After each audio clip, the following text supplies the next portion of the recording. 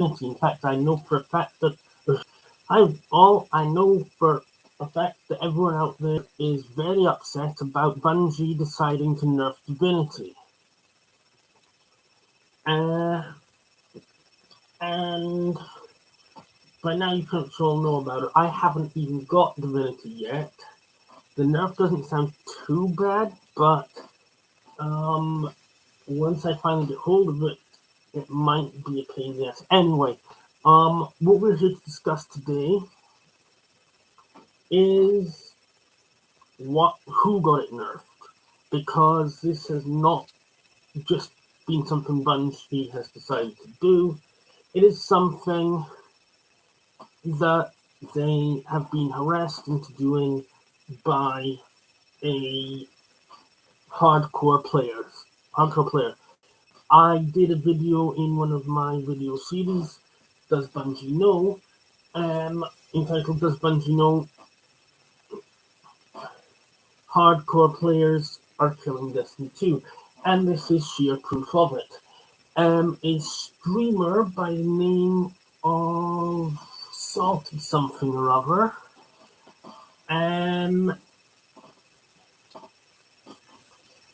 harassed Bungie into nerfing it. He was posting and going on and on about how it had to be nerfed, how it was ruining the game because it was making the end game content too easy, and how it was perfect for all the bosses. Which to me, having done it perfect for all bosses is a good thing. We all remember how good Sleeper Simulant was back in Destiny 1 for most raids. A lot of games, while I do think Destiny 1 and Destiny 2 are the exceptions to this, a lot of games, in fact most games, do end up having metas that most people are expected to follow when they join fire teams. This guy should have got over it, but no. To be honest with you, the way I found out how it happened, I actually found out a bit back, but I didn't think anything would come of it. I thought Bungie would just ignore it. I was wrong. I have put a link in the description to a video giving you full details on this guy who got Divinity nerfed. I have decided to help you guys out. I'm going to be doing a series in which I expose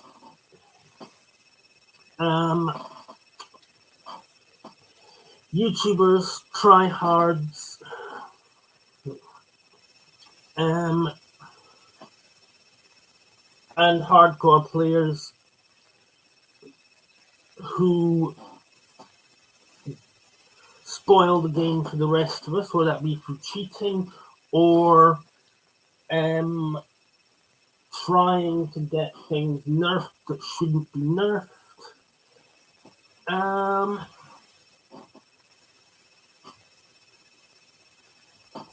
Because let's face it, how often do Bungie actually tells the full story? Never. They don't. End of story.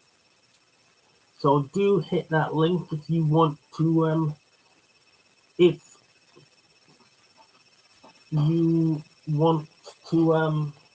find out the whole story and to know who is behind this. This guy is one of the what I call super hardcore players, who again I mentioned in an earlier video. He has competed and succeeded in pretty much all the world first runs of raids in Destiny 2, and basically the only believable one of his reasons that he's given is that he does not feel challenged in his teams from his clan You can get the clan in the video I put a link to as well, in case you want to speak to the clan leader or whatever about this nonsense. And yeah, so basically teams from their clan do not feel challenged enough when they do world firsts, and they think that a lot of super hardcore players won't either. The game isn't just about super hardcore players. These trying to make the game all about super hardcore players. It's selfish. It's arrogant. It's bad for the game. Divinity is extremely hard to get hold of. The whole point of hard to get exotics is that they're super OP and that they are very good for bosses. If anything, raids in Destiny 2 are too challenging.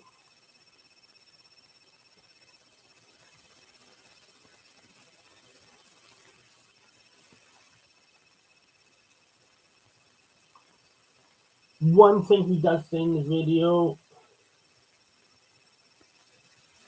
is that hunters just dodge to get special ammo. Well, truth is, in PvE, most hunters don't actually dodge that much.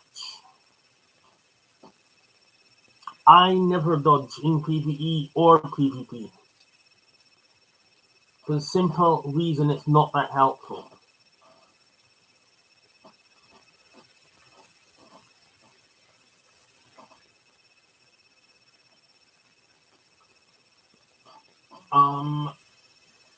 I have heard that there are quite a few hunters who will dodge about in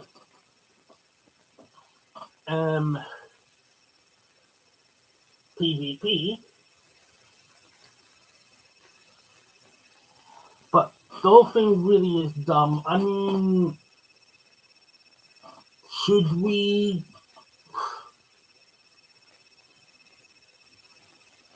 nerf? What's next? Should we nerf Galahorn for,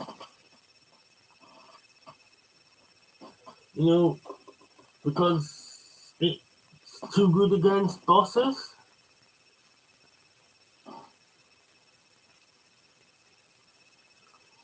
Should we reduce the damage that 1,000 voices does?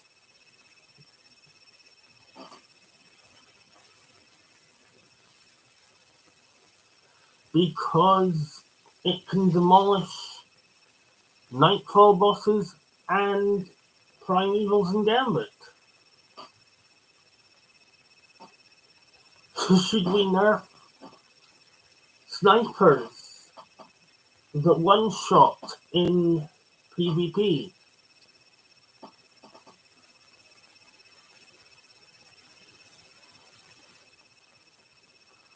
We cannot allow the game to go into a position where it is completely where its future is completely ruled by super hardcore players, sweaties, tryhards, streamers, and YouTubers. Those of us who are veteran players, by whom I mean people who have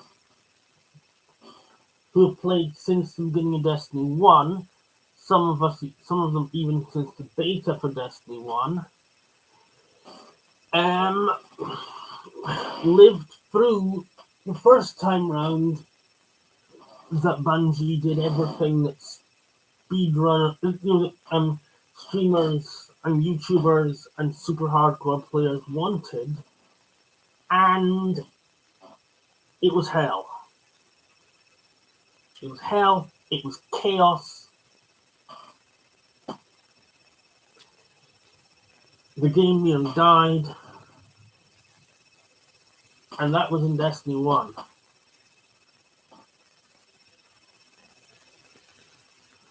Luckily, the game survived, and it survived because Bungie stopped listening to big YouTubers and streamers and award winners all the time. People Bungie should be listening to are normal, everyday players. People who want to have a good time. A game is about having fun. Anyway, hit that link to find out the full story. I told you the short version. You want the long version, you can hit that link, as I said.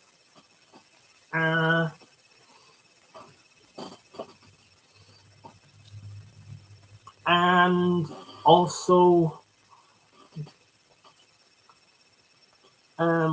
watch my other Destiny videos on my playlist. More is added to the playlist regularly. And if you did enjoy this video, hit that like button. Hit that subscribe button if you haven't already. And thanks.